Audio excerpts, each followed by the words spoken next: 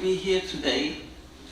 Thank you so much for the International Commission for Human Rights, Freedom of Religions to invite us today to talk about many different issues which concerning the human being and human rights in all over the world. We should not forget anyone living in a very far in the world just because we are not seeing them. Unfortunately, many of the people who is living in Syria now, they have forgotten. I am from Syria. I am Kurdish. I will talk a little bit about the Kurdish people in a very short, time. As the Kurdish people in Syria, we have more than 3.5 million living in Syria. Since long time, the Syrian government also used to oppress these people, prevent them from their rights, speaking their language, learning their language. It's forbidden, and even to be in a very high position in the government is not allowed, just because of the Kurdish.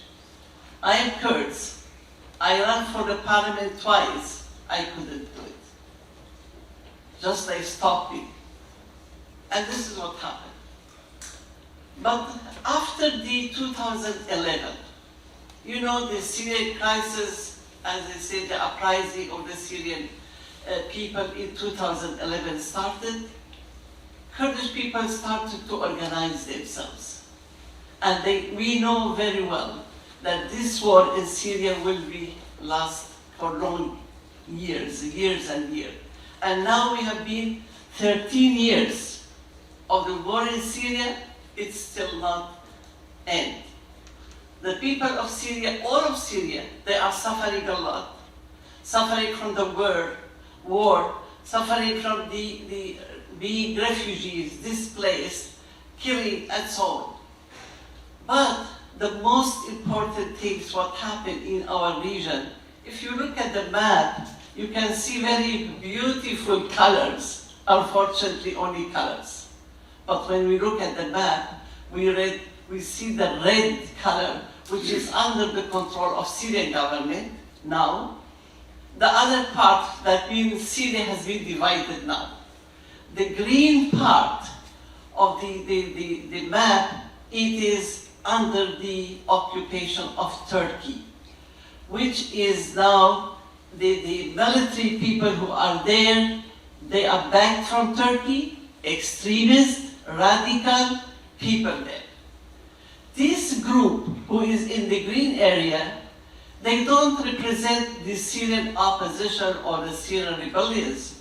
They say we are Syrian rebellion, but they are not, because they are killing the Kurds. They are there only to fight against the Kurdish people. And of course, backed by Turkey. Let us go to the area which is the yellow color.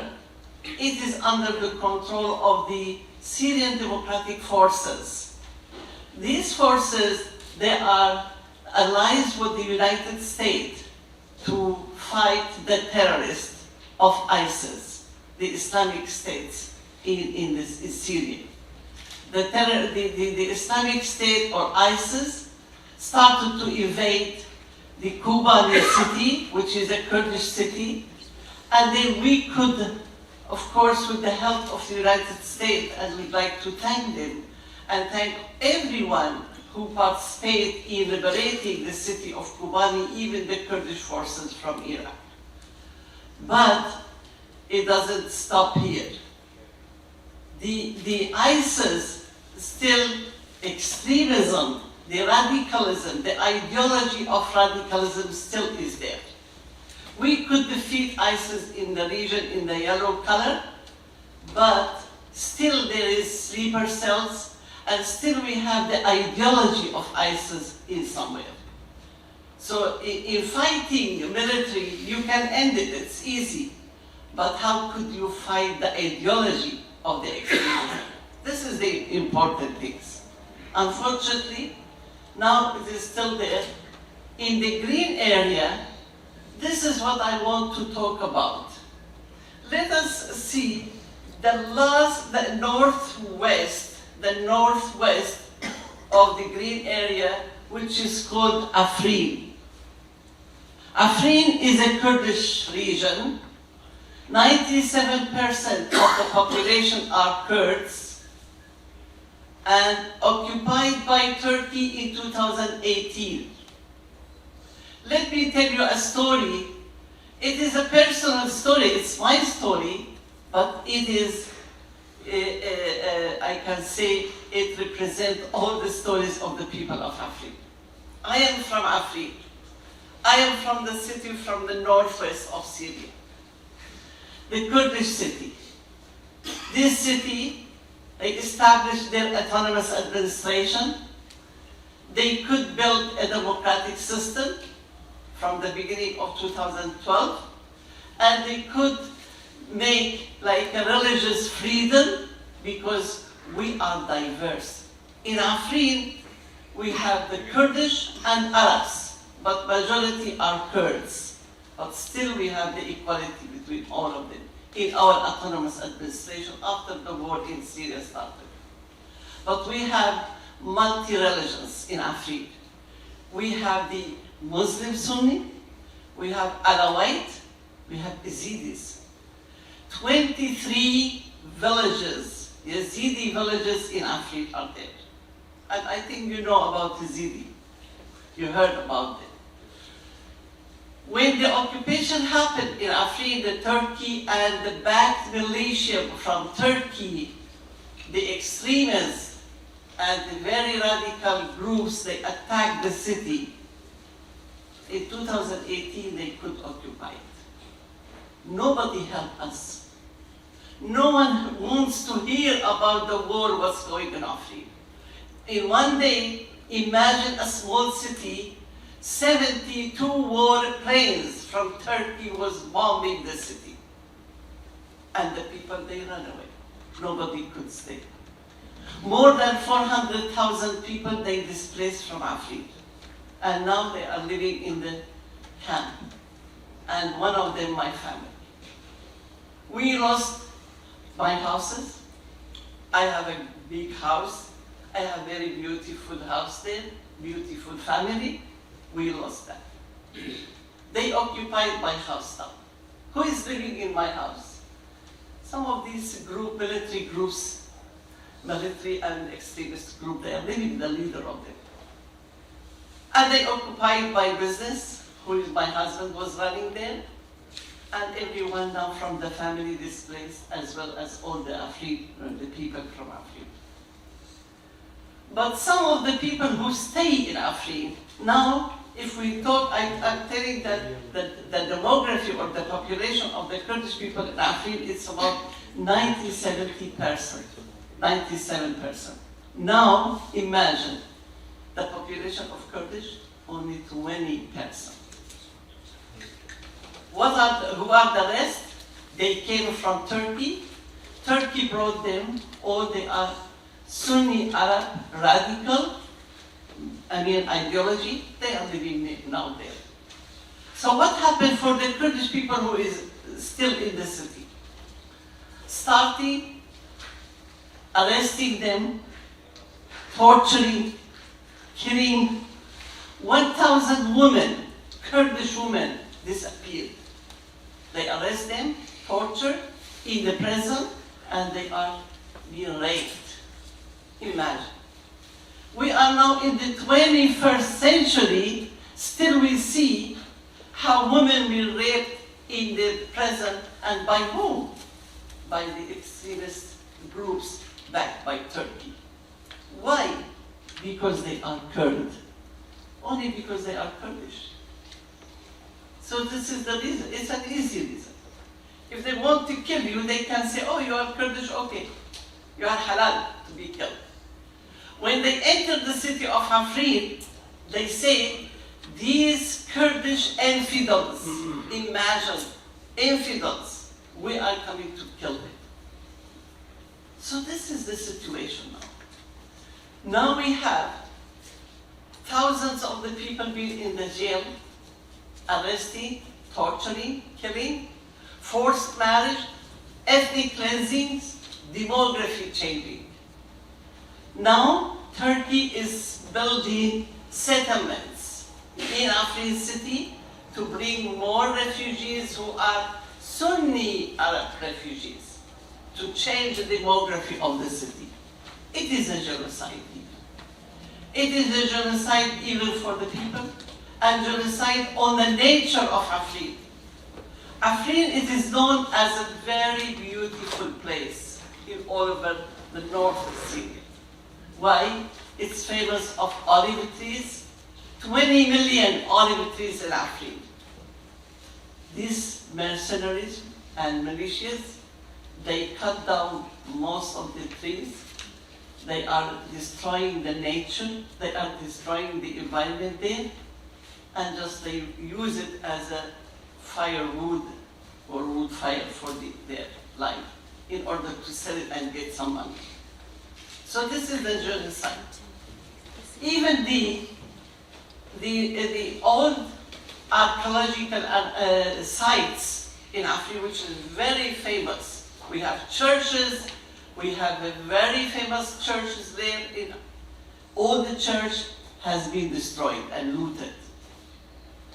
So Afrin has a diversity. Now, if you go to Afrin, you can only see Muslim, Sunni, Arab, and few Yazidis who doesn't want to leave their villages, but they are forced to be Muslim.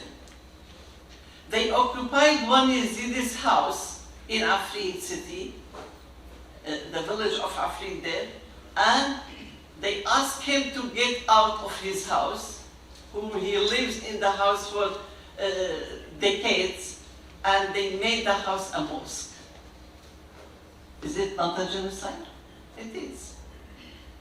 So, but unfortunately, Afrin is a forgotten city. No one wants to talk about it because of politics. So when we talk about the human rights, we should not, as Dr. he mentioned, we should not look at it as a political issue. We have to look at it as a human rights issue. Unfortunately, it's not happening. No one wants to talk about what's going on for the Kurdish people in Afrin. Now, since 2018 until now, the 100,000 of the people of Afrin, they are living in that camp, as well as my family. We lost everything, and you are now sitting in the camp. Easy, just because you are Kurd, you have to get out from this city. This is what happened. In the yellow color, let me go back. There is the control by as mentioned, the Syrian Democratic Forces, which we have there the autonomous administration, we call it. Autonomous administration of Northeast Syria. This autonomous administration, in the area, we have about 5 million people living there, not only Kurdish, Arabs, Armenian, all they are living in this region, together. So, it is a diverse, ethnic and religious diverse.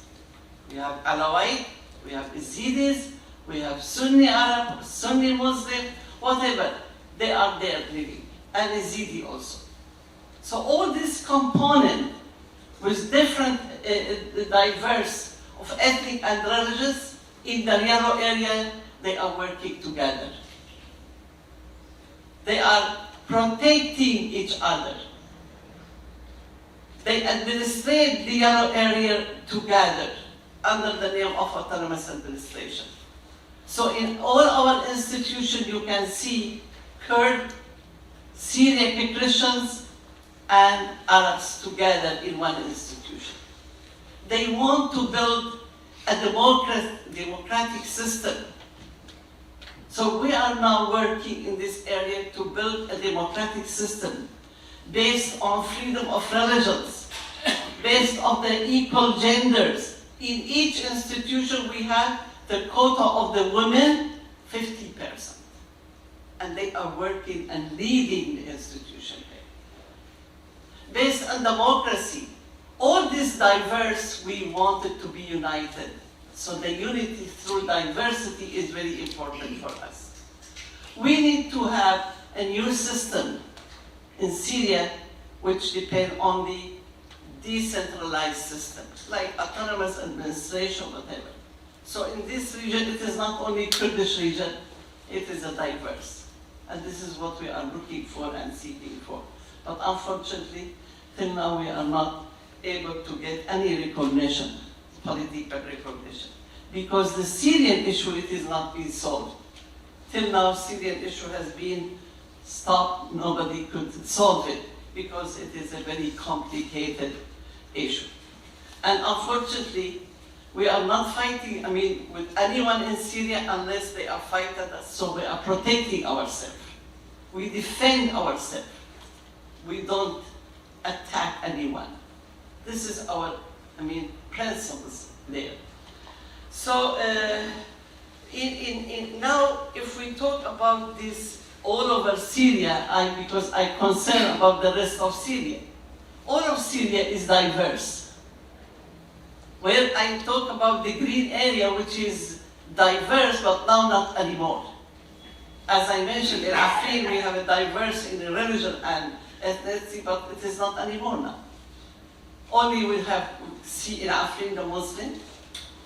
In Afrin, we used to have, during our autonomous administration, before the invasion, we used to have a church. We used to have 3,000 of the Kurdish people converted to Christianity without any problem, because we have the freedom of religion. You are free. But unfortunately now, these people, they are not living in Afrin anymore, Christians, because they are afraid. According to the law in Sharia in their region, they should be killed. But now they are also moved, they displaced from Afrin. They destroyed the church, they destroyed all the Yazidis, shrines of holy shrines for Yazidi, and they converted to a mosque, which is a genocide.